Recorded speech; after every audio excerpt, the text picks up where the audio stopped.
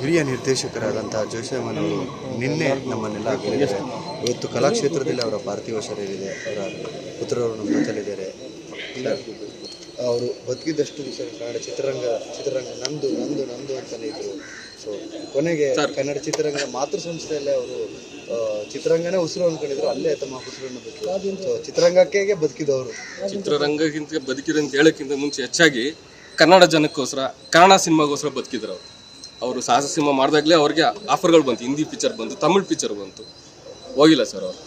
ಯಾವ ತಮಿಳ್ ಸಿನಿಮಾನು ಮಾಡೋಕ್ಕೆ ಹೋಗಲಿ, ಯಾವ ತೆಲುಗು ಸಿನಿಮಾ ಮಾಡಿಲ್ಲ, ಹಿಂದಿ ಸಿನಿಮಾ ಮಾಡಿಲ್ಲ. ಅವ್ರು ಕನ್ನಡ ಜನಕ್ಕೋಸ್ಕರ ಬದುಕಿ ಕನ್ನಡ ಸಿನಿಮಾ ಮಾಡಿ ಒಳ್ಳೊಳ್ಳೆ ಸಿನಿಮಾಗಳು ಕೊಟ್ಟಿದ್ದಾರೆ. ನಾನು ಹೇಳೋದು ಬೇಡ, ಅದು ಜನತೆನೇ ಹೇಳ್ತಿದ್ದೆ.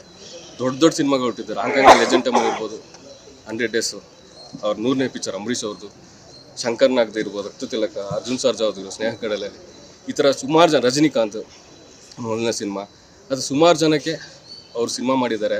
ಅಂಥ ದೊಡ್ಡ ನಟರಿಗೆ ಅವರು ಡೈರೆಕ್ಷನ್ ಕೊಟ್ಟಿರೋದು ನಂಗೆ ತುಂಬ ಖುಷಿಯಾಗುತ್ತೆ. ಟೈಗರ್ ಪ್ರಭಾಕರ್ ಅಂಕಲ್ಗಾಗಲಿ, ರಾಕ್ಲೆ ವೆಂಕಟೇಶ್ ಅಂಕಲ್ಗಾಗಲಿ, ಸುಮಾರು ಜನಕ್ಕೆ ಅವರು ಲೈಫ್ ಕೊಟ್ಟಿದ್ದಾರೆ ಸರ್. ಅದು ನಮ್ಗೆ ಖುಷಿ ಇದೆ ಸರ್. ನಮ್ಗೆ ಅದು 1000ಕ್ಕೂ ಹೆಚ್ಚು ಸಿನಿಮಾಗಳಲ್ಲಿ ಕೆಲಸ ಮಾಡಿದ್ದಾರೆ. ಹೌದು ಸರ್.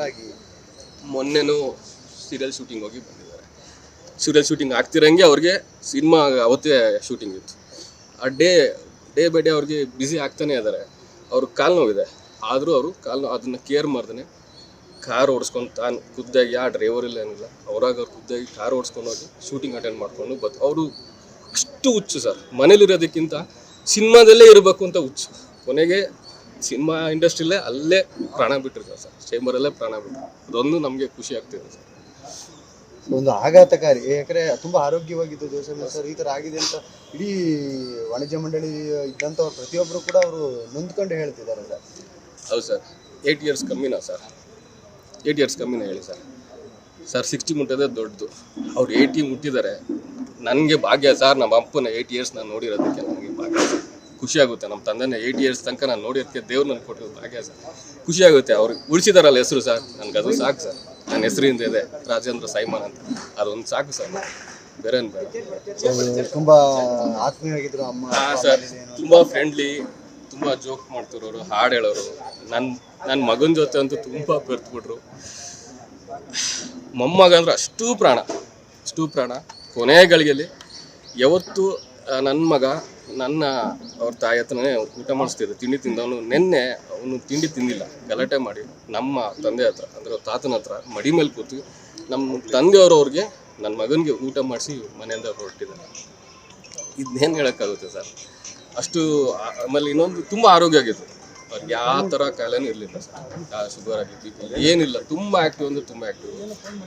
ಅದು ಫಿಲಮ್ ಚೇಂಬರಲ್ಲಿರೋ ಡೈರೆಕ್ಟ್ರು, ಅಸೋಸಿಯೇಷನ್ ಆಗಲಿ, ಪ್ರೊಡ್ಯೂಸರ್ಸ್ ಎಲ್ಲರಿಗೂ ಗೊತ್ತಿದೆ ಸರ್. ಎಂಥ ಆ್ಯಕ್ಟಿವ್ ಆಗಿದ್ರೆ, ಎಂಥ ಒಳ್ಳೆ ಮನುಷ್ಯ ಅನ್ನೋದು ಇದುವರೆಗೂ ಒಳ್ಳೆ ರೀತಿಯೇ ಬಂದಿದ್ದಾರೆ. ಒಳ್ಳೆ ಹೆಸರು ತೊಗೊಂಡ್ಬಂದಿದ್ದಾರೆ. ಎಲ್ಲೂ ಒಂದಿಷ್ಟು ಕೆಟ್ಟ ಹೆಸರು ತೊಗೊಂಡ್ಬಂದಿಲ್ಲ ಸರ್. ಅದೊಂದು ನಮಗೆ ಹೆಮ್ಮೆ ಆಗಿದೆ. ನಮ್ಮ ಮನೆಯಲ್ಲಿ ತೀರ್ಕೊಂಡಿದ್ರೆ ತುಂಬ ನೋವಾಗಿರೋದು. ನಮಗೆ ಕಷ್ಟ ಕೊಡಬಾರ್ದು ಅಂದ್ಬಿಟ್ಟು ಅವರೆಲ್ಲಿ ಹುಟ್ಟಿ ಬೆಳೆದ್ರು ಅಲ್ಲಿ ಪ್ರಾಣ ಬಿಟ್ಟರು ಸರ್. ನಮ್ಗೆ ಅದು ತುಂಬ ಖುಷಿ ಆಗ್ತದಂಥ ವಿಷಯ ಸರ್. ಮನೆಯಿಂದ ಹೊರಗಡೆ ಬರಬೇಕಾದ್ರೆ ಚೇಂಬರ್ಗೆ ಬರುವಂಥ ಸಂದರ್ಭದಲ್ಲಿ ಏನು ಹೇಳಿ ಬಂದಿದ್ರು ಅಮ್ಮಗಾಗಲಿ ನಿಮಗಾಗಲಿ? ಸರ್ ಅದೇ ಹೇಳಲ್ವ, ಡೈಲಿ ಅಮ್ಮ ಟಾಟಾ ಮಾಡೋರು. ಗೇಟ್ ಓಪನ್ ಮಾಡಿ, ಅಮ್ಮನೇ ಗೇಟ್ ಓಪನ್ ಮಾಡಿ ಅವ್ರ ಕಾರಿಂದ ಹೋಗಿ ಟಾಟಾ ಮಾಡೋರು.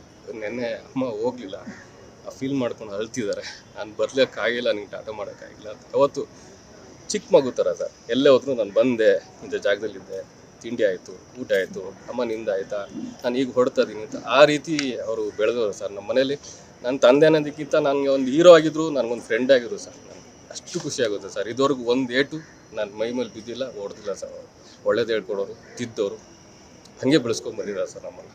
ಸರ್ ಕೊನೆಯದಾಗಿ ನಿಮ್ಮ ಮಾತಲ್ಲಿ ಒಂದು ನೋವಿನ ಜೊತೆಗೆ ಒಂದು ಹೆಮ್ಮೆ ಇದೆ ಅಂತ ತಂದೆ ಹೇಳ್ಕೊಂಡು ಗೊತ್ತಿದ್ದೀನಿ.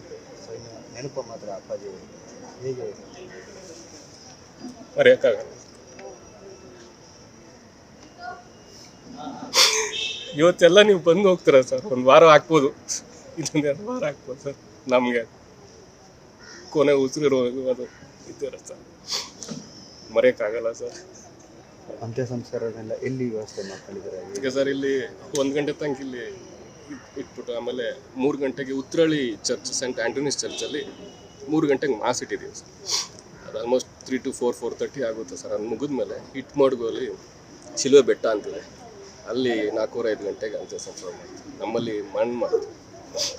ಆ ನೋವನ್ನು ಭರಿಸುವಂಥ ಶಕ್ತಿ ನಿಮ್ಮ ಕುಟುಂಬಕ್ಕೆ ಭಗವಂತ ಕೊಡಲಿ. Thank you sir, thank you so much.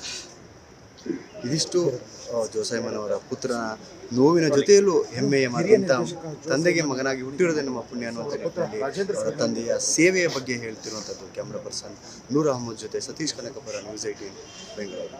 ನಿರ್ಭೀತ, ನಿಷ್ಪಕ್ಷಪಾತ, ವಿಶ್ವಾಸಾರ್ಹ ಸುದ್ದಿಗಳಿಗೆ ಮತ್ತೊಂದು ಹೆಸರಾಗಿರೋ ನ್ಯೂಸ್ 18 ಕನ್ನಡ ಈಗ ಆಪ್ನಲ್ಲೂ ಲಭ್ಯ ಇದೆ. ದಯವಿಟ್ಟು ಇಲ್ಲಿರೋ QR ಕೋಡ್ ಅನ್ನು ಸ್ಕ್ಯಾನ್ ಮಾಡಿಕೊಂಡು ಆಪ್ ಡೌನ್ಲೋಡ್ ಮಾಡೋದಕ್ಕೆ ಮರಿಬೇಡಿ. ನಿಮ್ಮ ಬೆಂಬಲ ಹೀಗೆ ಸದಾ ನಮ್ಮೊಂದಿಗಿರಲಿ. ಧನ್ಯವಾದ.